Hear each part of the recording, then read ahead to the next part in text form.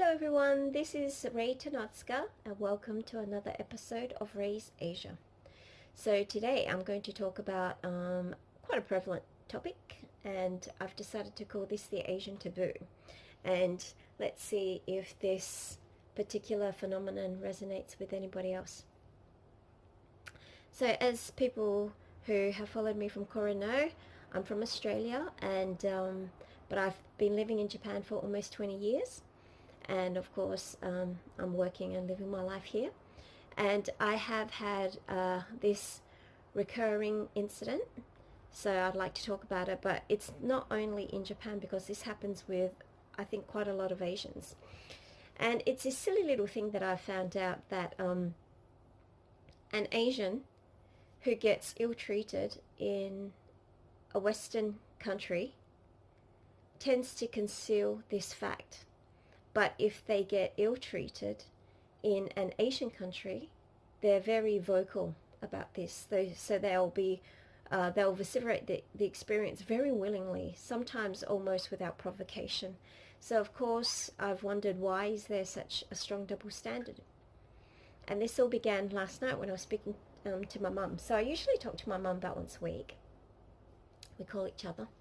And yesterday she was reminiscing about the times in which she still had the restaurant with my dad. And we had a customer, he was quite a renowned doctor in our area anyway, who had quite a special child. He actually had two kids who were exceptionally gifted. So this particular child he's actually a certified genius. So oh, sorry, you can hear siren sounds. I have no idea. This has been going on all day. So when his son was young, for some reason, one of his primary school teachers noticed that he was very listless, and he seemed kind of disinterested in class. So she got to know him, and she discovered that he was actually quite gifted, and he was bored because he was basically head and shoulders above everybody else in what he knew. Then this primary school teacher of his suggested that he take this test, and long story short, but basically he gained entrance he qualified to go to university at a very, very young age, something like 12 or 13 years old. So of course the Australian press media latched onto this story, and I think he was on a few national newspapers and magazines, I assume, because then he became kind of quasi-famous. And his father and his mother frequented my parents' shop often before, but then they stopped coming for a few years. So remember, this is ages ago. And one day my mother ran into him, I think in a shopping mall, and then they did the long time no see greetings kind of thing. And then he explained to my mum that the reason why he stopped frequenting my parents' restaurant is because he would be bombarded with Chinese people who were basically asking about his genius child. And he said that he felt that there was a lack of sense of privacy. And then so my mother yesterday, she was recalling this incident, and she was saying that she took this as the marker that Australians are not racist to Asians, because the primary school teacher had discovered this particular gift in his son, and because his son is Asian. And so she said maybe in their own country of origin, the child would never have been discovered, and he would have been just stuck in the shit heap with everybody else, basically. And so she said that's why Australia is a land of opportunity, yada yada. And then she was saying the biggest problem with the Asian community is that they're kind of a little bit nebby, a little bit nosy, and always kind of prying into other people's businesses.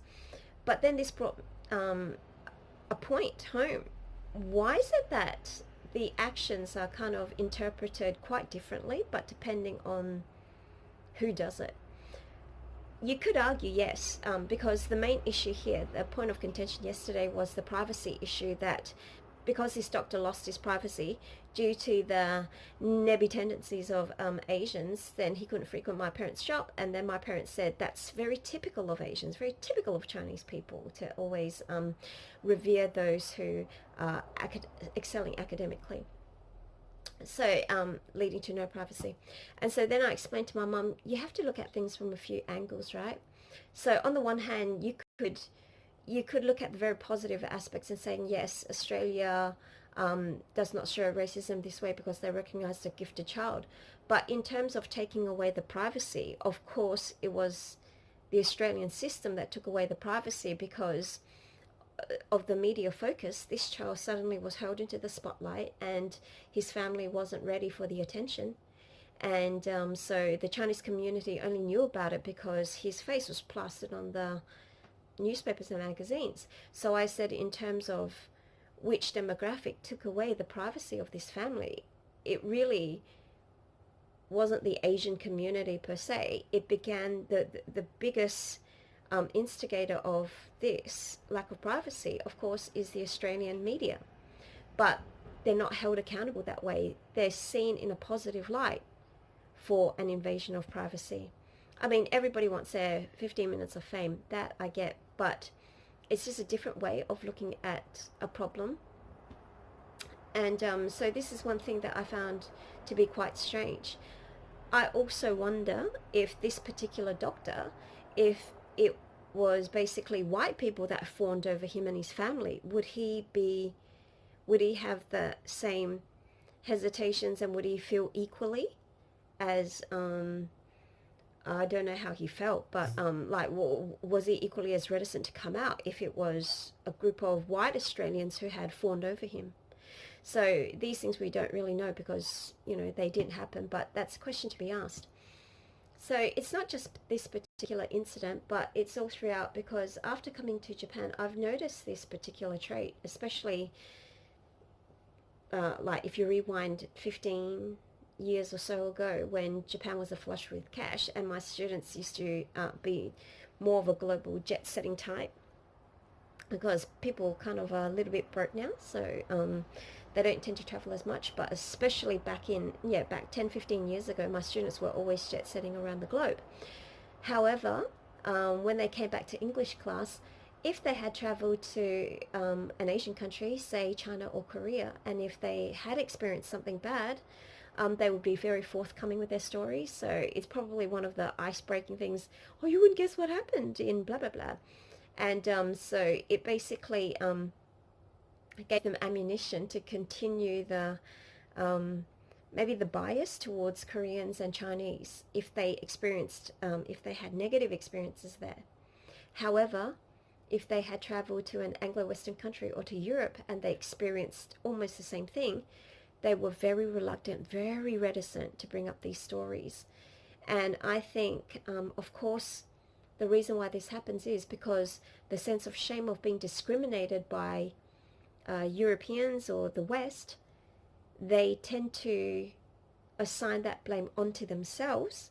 But whereas if it's forwarded from another different Asian demographic, they tend to blame that Asian group.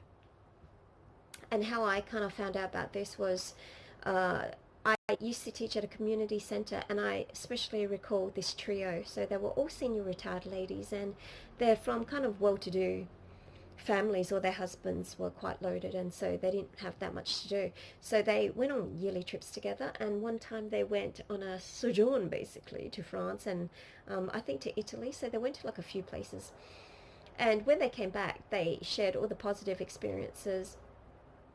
And I found it was quite strange because I had a few friends who had travelled to France before, and they told me that the French sometimes are a little bit challenging because even though they are capable of speaking English, they will usually refuse to, and they're kind of quite patriotic.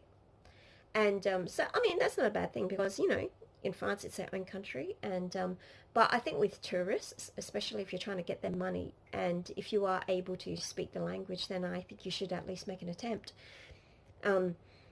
But like I said, that's not entirely like a wrong thing, because if you go to France, you are in their turf. But that being said, I did question them. I said, because they didn't join a tour, so they just went, 3 ladies together. So I said, you didn't experience anything bad?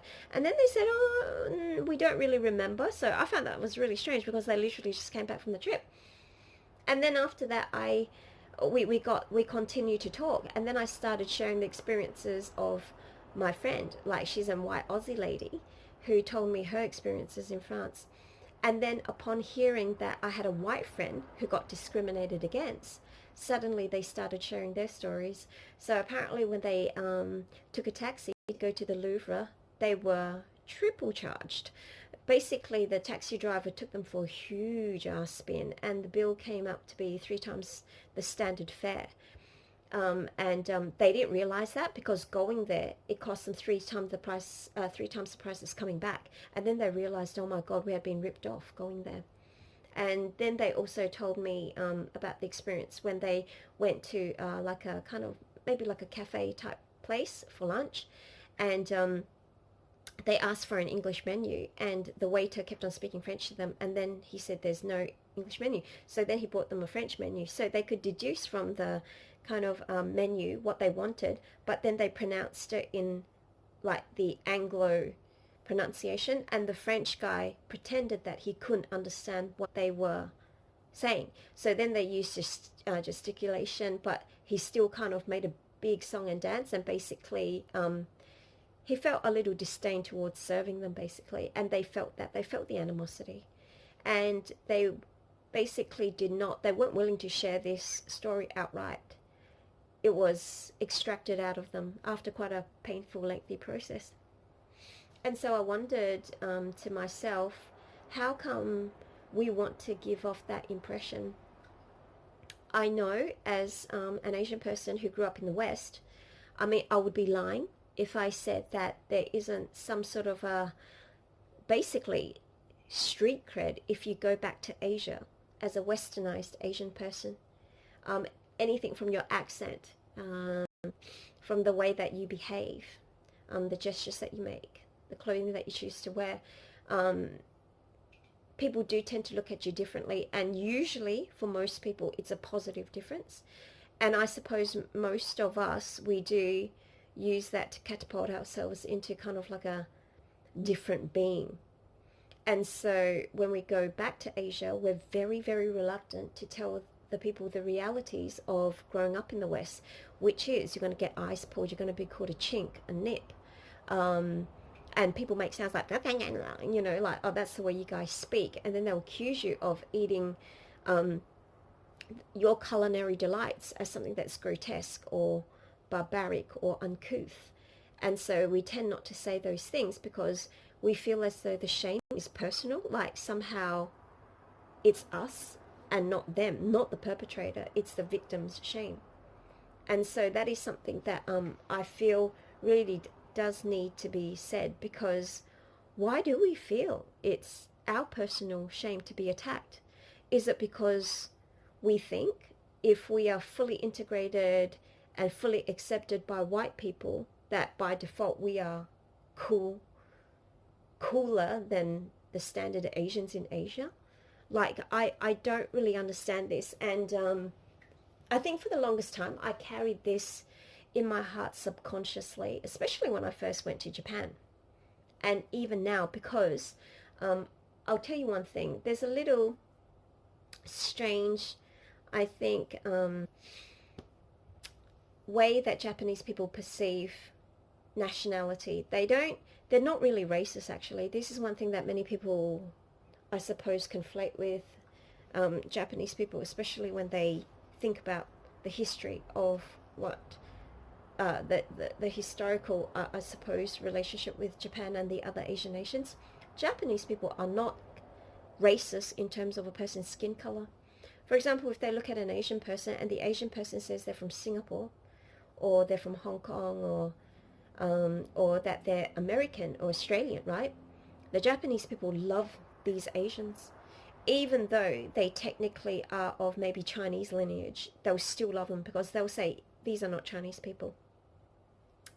But however, if this Asian person is actually from the mainland Chinese, they hate them. If this Chinese person is from Taiwan, they love them. So it's not really the skin color at all, but it's literally the country, the nation. And so you do get treated better if they find out that you are from any other Asian country except China. Because I know that they love Singaporeans. They think Singaporeans are wonderful. and they don't know that much about Malaysia. They love Australia. They love America generally. The older generation not so much, but the younger generation definitely. And so I suppose if you come with that tag, you're going to get preferential treatment. And I think a lot of us are quite reluctant to let go of that personal illusion that we come with, because we simply get treated better. But it's definitely not right, and it is pathological if you think about it, because why do we hold this? And secrets beget secrets. So basically, the more that we conceal, other Asians don't open up the fact that they have these experiences either. I think quite a lot of Asians are the most reluctant to admit to racism, especially white people, racism against Asians. They're more forthcoming if the aggressor, if the perpetrator is a black person attacking an Asian rather than a white person. So it's this level of discrimination which is kind of very perverse and really difficult to articulate. But yeah, the willingness to assign the blame to ourselves rather than pointing the finger at somebody else is very, very strong in Asian countries. And like I said, in the end, most of us try to protect the self more than anything else. So I think this psychology really deserves to be examined. But like I said, like I've always said, sorry, you've got to shine a light on the problems. And the more that we talk about this, and the more we let out this taboo, this secret, the fact that it doesn't matter how well we speak the language, the most fundamental thing is it's difficult to escape the physical differences, that we're still going to get attacked, and that it's okay, that the problem does not rest with us. And so I think our white brothers and sisters who have genuinely let go of this kind of taking everything so personally, they do realize that an Asian growing up in especially an Anglo-Western country, they are bound to have racist experiences. They are bound to have experienced racism, so they should not feel offended if we articulate this. Because I, for one, have no problems with a white person or a black person telling me that they have been racially attacked by an Asian person, and I would believe them. Why wouldn't I? Because the human difference, the perceived physical differences, are always the basis for, or traditionally, for antagonism.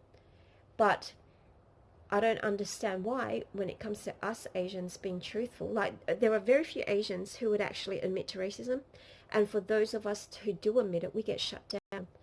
So yeah, it's definitely time most of us, more of us spoke out, and we need absolutely to change this dynamic. And we need to tell our Asian brothers and sisters, our Asian brethren, that the reality is it doesn't matter how well you speak their language. They're not going to see above skin color first. So this is something that they have to prepare for if they do want to come over to the West. So then they're not dangling on this kind of false illusion, this phantasmagorical perfection of what the West is. It's better if we all know the truth. So thank you very much for listening, and as always, fight the good fight. And I hope you have a lovely day or lovely evening whenever you're listening to this. And I look forward to seeing you guys again. And always remember, thumbs up and a subscribe would be much appreciated. And yeah, later, alligators.